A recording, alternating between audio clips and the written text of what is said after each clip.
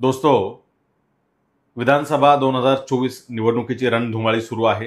राज्यभरात प्रचार सभा, प्रचार दौरे, कॉर्नर मीटिंग्स किंवा माध्यमातून सगळा प्रचाराचा भाग सध्या सुरू आहे।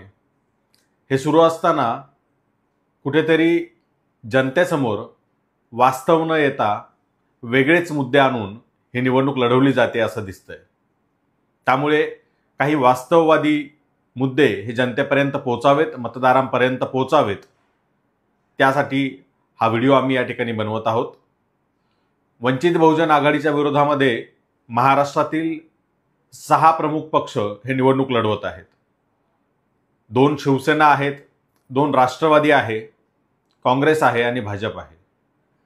या 6 पक्षांच्या विरोधात दंड थोपटून वंचित बहुजन आघाडीचे उमेदवार हे मैदानात उतरलेले आहेत आणि अतिशय ताकदीने, हिमतीने आणि नेटाने ही निवडणूक ते लढत आहेत।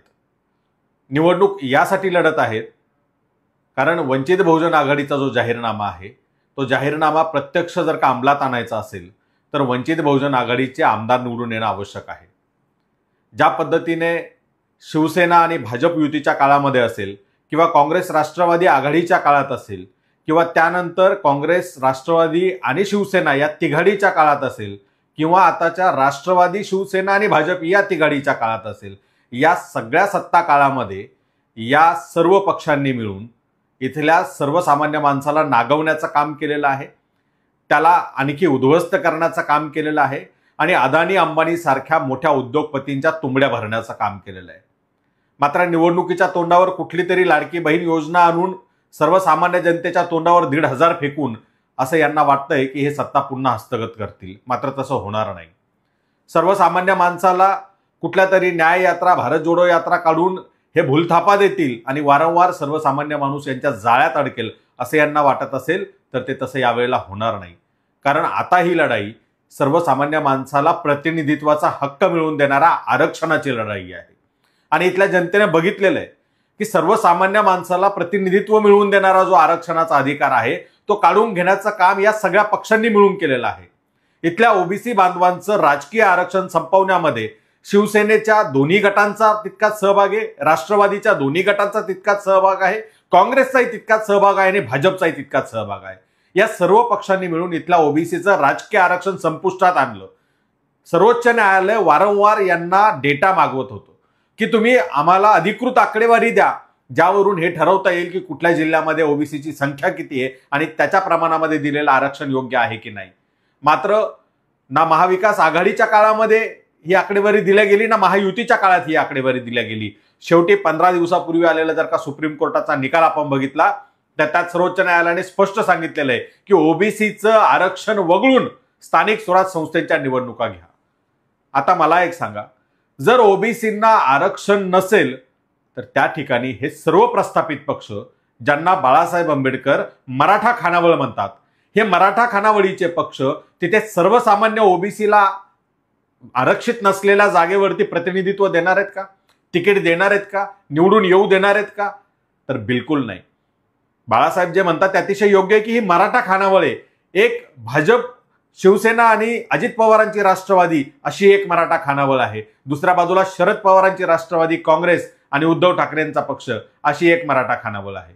यात 2 उपरे आहेत, एका बाजूला उद्धव ठाकरे हे उपरे आहेत, दुसऱ्या बाजूला फडणवीस हे उपरे आहेत, पण बाकी सर्व उरलेले मराठा नेते आहेत आणि हे ठरवतात कुणाच्या ताटात काय जाईल आणि कुणाच्या ताटात काय नाही जाणार। या मराठा खानावळीत इतर कुणाला काही खायला दिला जात नाही, बाकी सगळ्यांची ताटं रिकामी आहेत। आणि आता ओबीसीच्याही ताटात शिरण्यासाठीचा जो एक भाग या ठिकाणी आंदोलनाच्या माध्यमातून उभा केला गेलेला होता त्याला बाळासाहेबांनी प्रखर विरोध केला। इथल्या गरीब मराठा समाजाला आरक्षण मिळालंच पाहिजे, मात्र ते ओबीसीतून न देता स्वतंत्र दिलं पाहिजे, ही भूमिका बाळासाहेब आंबेडकरांनी आणि वंचित बहुजन आघाडीने घेतली।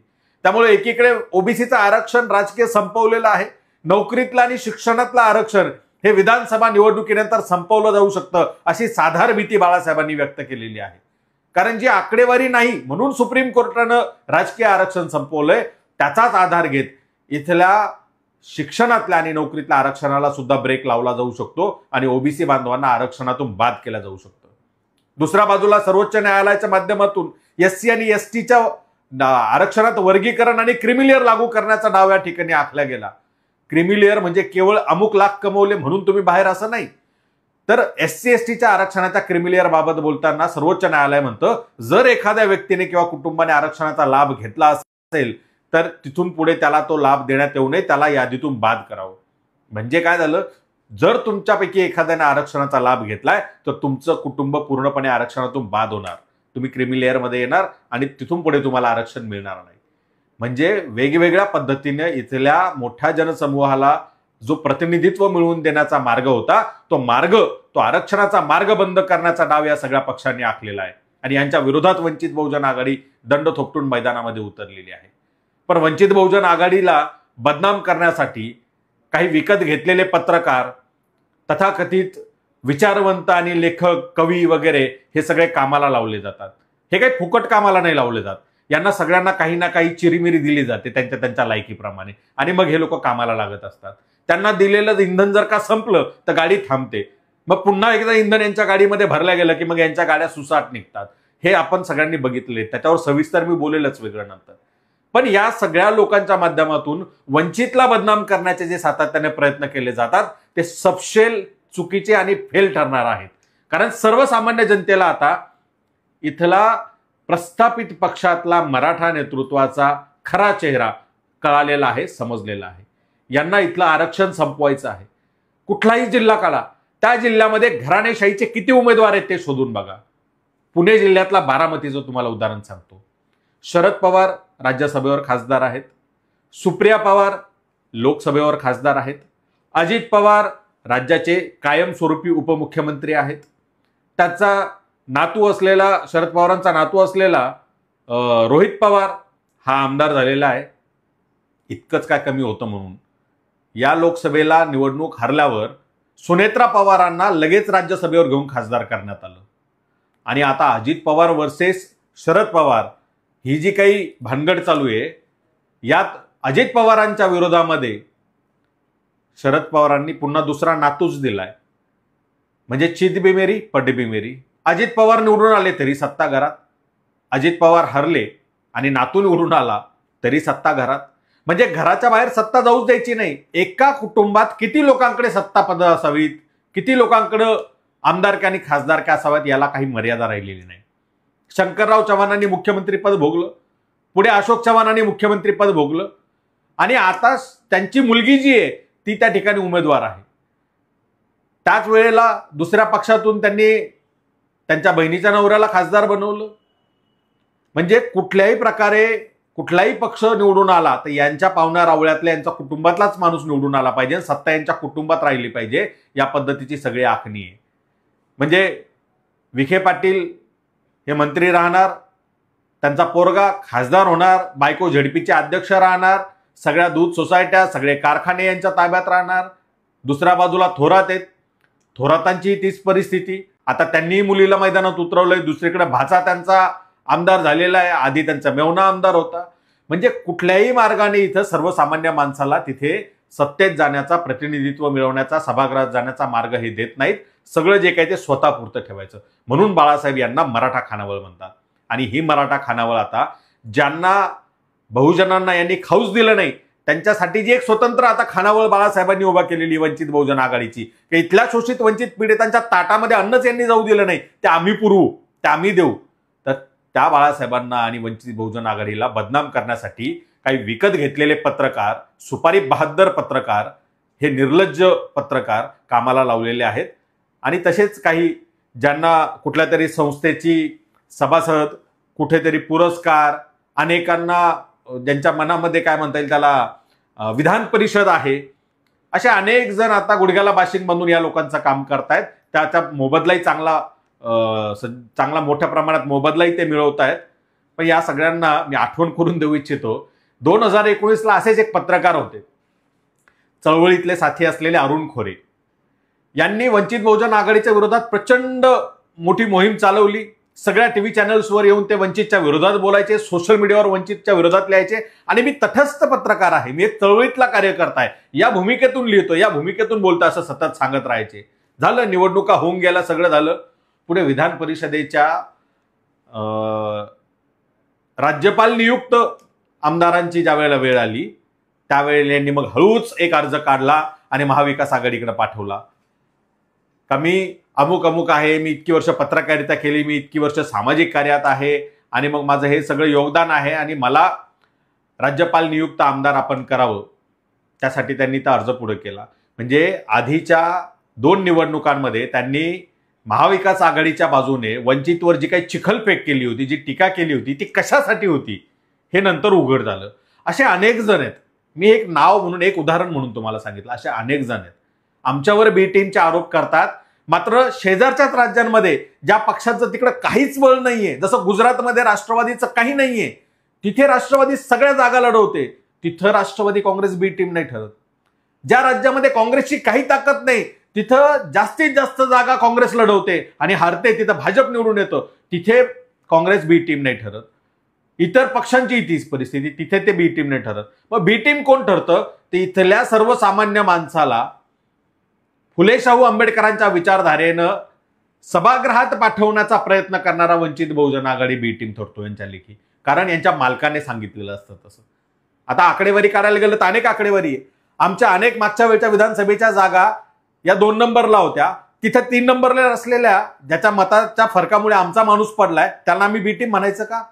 तर तो मूर्खपणा आम्ही करणार नाही. त्याचं कारण असं आहे, आमच्या बापानं डॉक्टर बाबासाहेब आंबेडकरांनी जी राज्यघटना या देशाला दिली, जी लोकशाही दिली आहे, ती लोकशाही संसदीय लोकशाही आहे. ती अध्यक्षीय किंवा द्विपक्षीय लोकशाही नाही.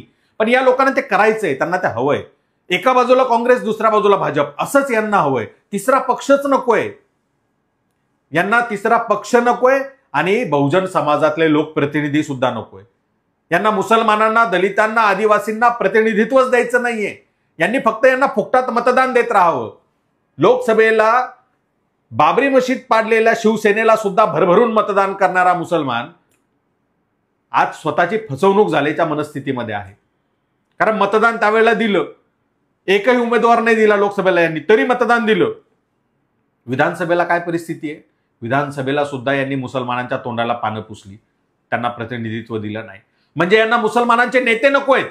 मुसलमान फक्त कार्यकर्ता म्हणून यांना पाहिजे, मुसलमानाची फक्त फुकटातली मतं पाहिजे, मात्र मुसलमान नेता नकोय.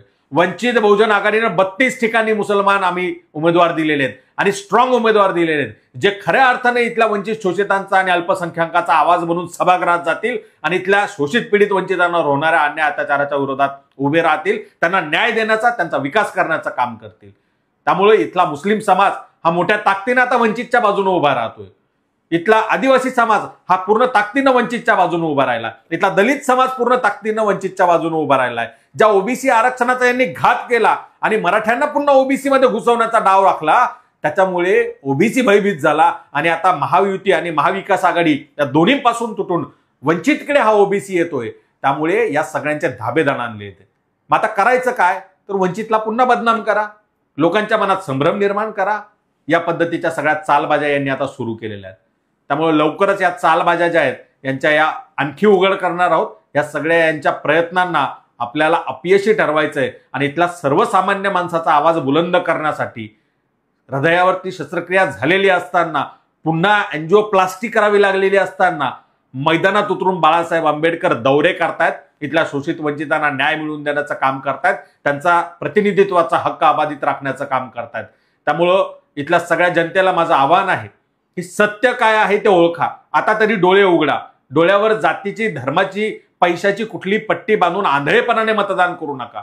तर खऱ्या अर्थानं तुमचा आवाज कोण बनवू पाहतंय, खऱ्या अर्थानं तुम्हाला न्याय कोण देऊ पाहतंय आणि आजपर्यंत कोणी तुमच्यावर अन्याय केलेला आहे हे ओळखा आणि ते बघूनच गॅस सिलेंडर समोरचं बटन दाबून इथल्या वंचितच्या उमेदवाराला मतदान करा आणि भरघोस मताधिकारी त्याला विजयी करा. एवढं आव्हान आपल्या समोर करतो आणि थांबतो. धन्यवाद.